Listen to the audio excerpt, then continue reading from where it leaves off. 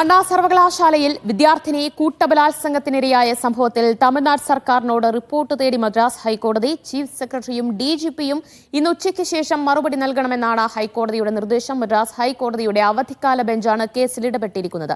മഹേഷ് പോലൂർ വിശദാംശങ്ങൾ നൽകും. മഹേഷ്, വിദ്യാർത്ഥിനിയുടെ മരണം, കൂട്ടബലാത്സംഗ കേസ് ഇപ്പോൾ വലിയ വിവാദങ്ങളിലേക്ക്, ചർച്ചകളിലേക്കും പ്രതിഷേധങ്ങളിലേക്കും ഒക്കെ വഴിവെച്ചിരിക്കുകയാണ്. ഇതിലിപ്പോൾ കോടതിയുടെ ഇടപെടൽ എങ്ങനെയാണ് വരുന്നത്?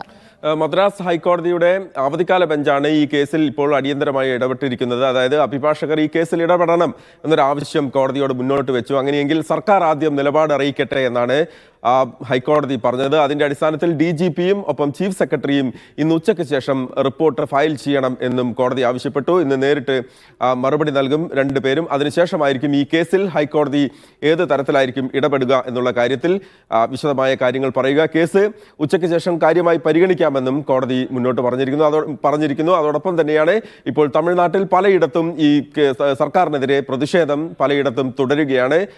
തമിഴ്നാട്ടിലെ കോളേജുകളിൽ പലയിടത്തും പഠിപ്പ് മുടക്കി വിദ്യാർത്ഥികൾ സമരം ചെയ്യുന്നുണ്ട്. അതോടൊപ്പം തന്നെ AIADMKയും സമരരംഗത്തേക്ക് വന്നിട്ടുണ്ട് സർക്കാരിനെതിരെ. അതുകൂടാതെയാണ് BJP സംസ്ഥാന അധ്യക്ഷൻ K. അണ്ണാമലൈ കോയമ്പത്തൂരിൽ അദ്ദേഹത്തിന്റെ വസതിക്ക് മുന്നിൽ ചാട്ടവാറ് കൊണ്ടടിച്ചുള്ള പ്രതിഷേധം തുടങ്ങിയത്. 48 ദിവസത്തെ വ്രതവും അദ്ദേഹം ഇതോടൊപ്പം തന്നെ ആരംഭിച്ചിട്ടുണ്ട്. സർക്കാരിനെ താഴെ ഇറക്കാതെ ഇനി ചെരുപ്പിടില്ല എന്നുള്ളൊരു പ്രഖ്യാപനവും അണ്ണാമലൈ ഇന്നലെ നടത്തിയിരുന്നു. എന്തായാലും ഇപ്പോഴത്തെ ഏറ്റവും പ്രധാനപ്പെട്ട വാർത്ത എന്ന് പറയുന്നത് മദ്രാസ് ഹൈക്കോടതിയുടെ ഇടപെടലാണ്.